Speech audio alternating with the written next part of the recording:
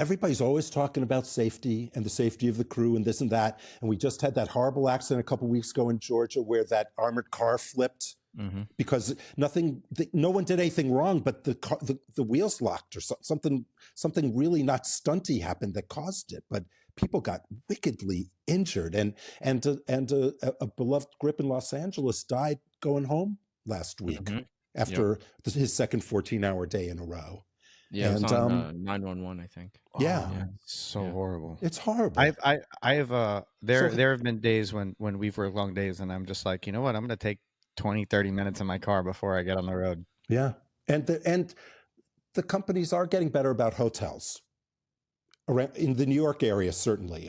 If anyone needed safety rides, were universal on the job I just did. It was a night job, and half the crew at times was getting safety rides. Personally, I've never had a safety ride. I have a 40-mile drive pretty much each way.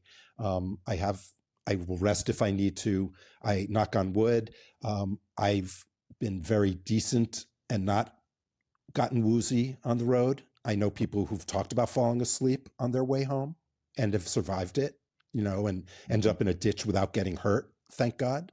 But it's a big thing. And, I'm talking to two guys who assume risks at work as stunt people. You're saying, yeah, you can dump that tray of metal objects on me as I'm sitting there. Paul just did a thing. It was a pretty gentle stunt, but he was the line of hot Chinese food for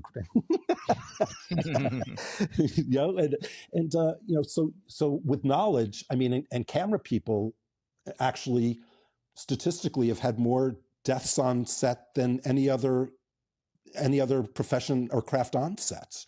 So we have to take this stuff very seriously, including the air we breathe. I was just talking with somebody earlier, in this sort of culture of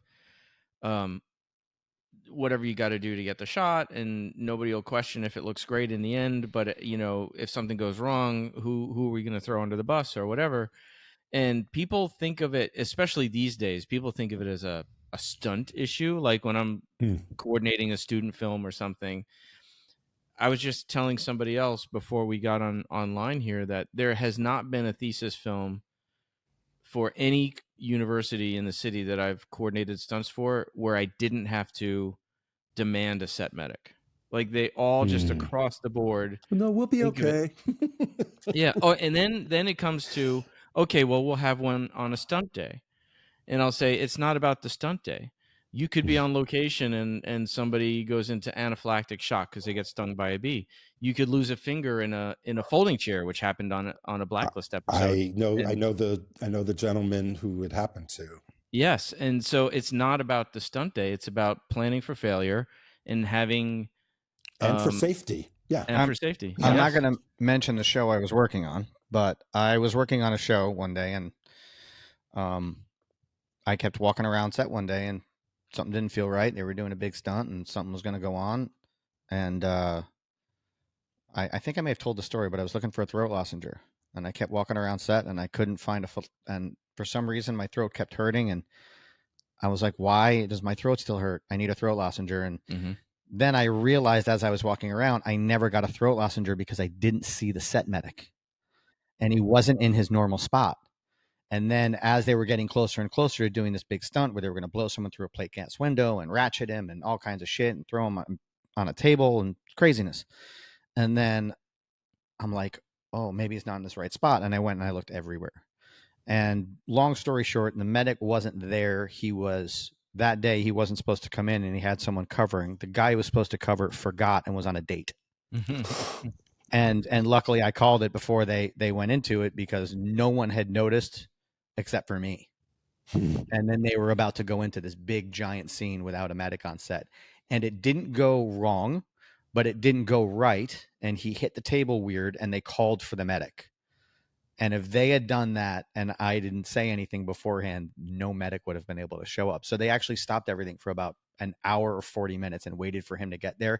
And he showed up in black on black, like a black button down collared shirt, sleeves, pants, and dress shoes. Like he was on a date. Yeah. I mean, listen, and then you're lucky if you get a qualified medic, You know, if you're on a good production that has a union medic or Well, we have Vinny, and I love it when I see Vinny. Yes, indeed. There's no one more Always a good qualified day. than Yeah. yeah. But you know, there's the opposite. You're on some indie film, and you're like, "Where's the medic?" You know, and their job is they're just an EMT that takes old folks from home to the shuffleboard game. I know CPR, and you know, and I was a lifeguard. And many times the state law of, you know, will supersede what's in the contract. So, you know, the company is only obliged to provide what state law says they can provide. They don't have to go above and beyond. Well, that's why, I mean, I call you Safety Steve for a reason now, because you've taken a stand when it comes to your student films. Like, you're like, no, I will not. It's either a medic and me or not me. Right. They don't get it. But more often than not, the student filmmaker will just not hire me and, you know, hire somebody else. And this goes on professional levels too. You know, often we've all heard stories of you speak up about something and then you're dismissed, you know. Yes, there's all too often. That's all I'm going to say. All too often. Yeah. But I had that happen to me. I had that happen to me on a job years ago. I was a camera assistant, and it was a stunt movie, and there were 4 things that went wrong that night, which could have been deadly. And there was a point where I was pulling focus on squibs on a car hood, like 2 feet away from the lens. So I'm right next to it, and the lens has an optical flat in it to protect the lens, a piece of glass, pure glass. And I'm waiting for goggles. They said, "We can't wait. We got to go." Mm-hmm. So I pulled the plug out of the camera and I said, "No goggles, no shot." And at the end of the day, my friend, the camera operator, says, "Guess you're not coming back tomorrow." And I started yelling from the cinematographer, "Who the fuck wants to come back to this job with the way they behaved?" And I turned to the cinematographer and yelled at him. And then I said, "Good night. See you never." And like, that was it, you know, but I think you have to sometimes. Well, yeah, and this is what it comes down to. I mean, we've all been in situations. Every crew member, everybody from every department has probably been in a situation where, you know, there's pressure, there's time, we got to go, and you're questioning, and then sort of the action. We're about to say action, in the back of your head, you're like, I really hope this goes okay, because right, this better not happen, because it's all going to go bad. So I like, you shouldn't.